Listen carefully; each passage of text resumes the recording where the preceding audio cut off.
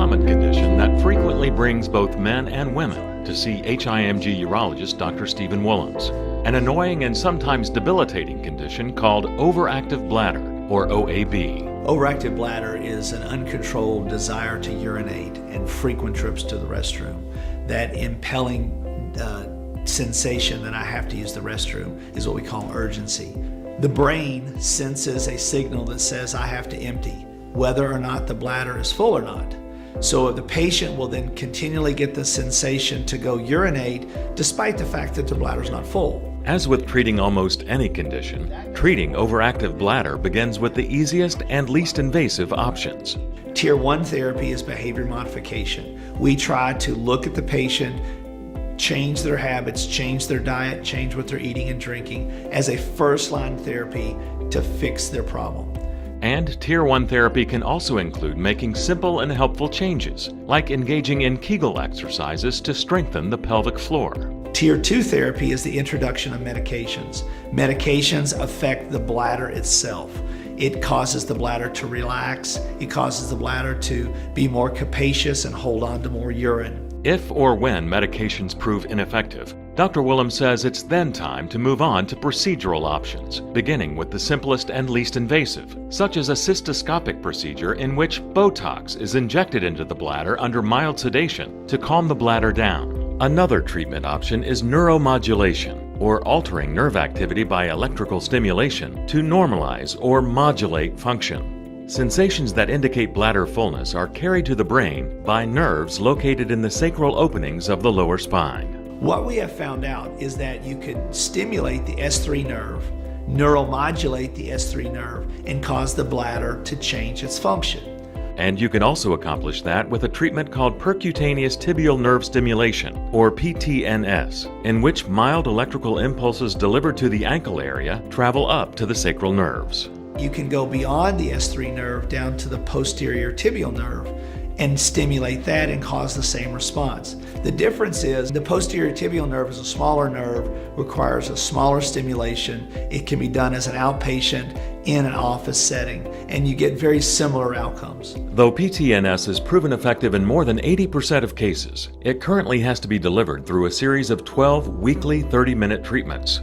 Consequently, many patients prefer a more one-and-done treatment called InterStim, which requires the insertion of a permanent neurostimulator. In the same way a cardiologist puts a pacemaker in the heart to control the rate and rhythm of a heart, we can do the same thing or a similar thing for the bladder. The bladder stores and it empties. The bladder has an all abnormal pathway when it has abnormal function. By doing neuromodulation, we can stimulate the S3 nerve to change the neural input that the bladder receives, and thereby changing its function. But the device isn't inserted until it's clear that it's going to work effectively for you. In order to receive an InterStim, an implantable device that controls the bladder function, you have to do a percutaneous nerve evaluation. That's an in-office test that's done without being put to sleep, where we simply stimulate the nerve while you're awake and see what kind of sensation you get. We then allow you to walk around with that stimulator in place for approximately 1 week, and we just see, does it work?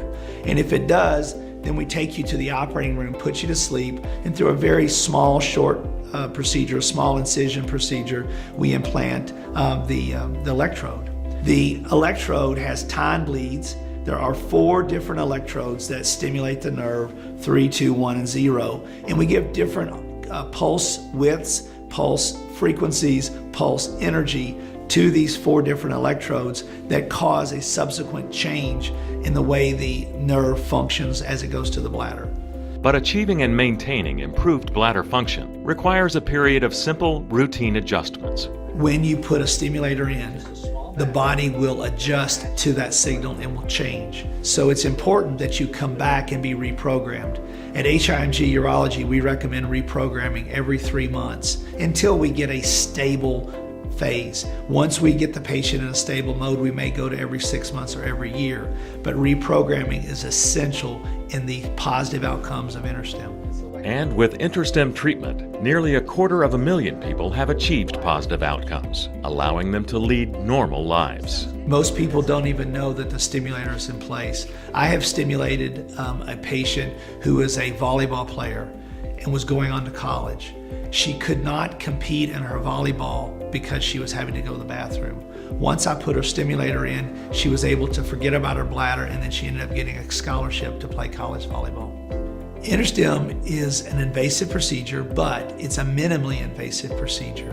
It provides the best opportunity for long-term, one and done type of treatments. Now, it's not one and done that you put it in and forget about it. You do have to maintain it, you do have to reprogram it, but of the different surgical approaches to urge incontinence, it gives the best long-term outcomes. For more information or to schedule an appointment with Dr. Woolums, call HIMG Urology at 304-399-4650.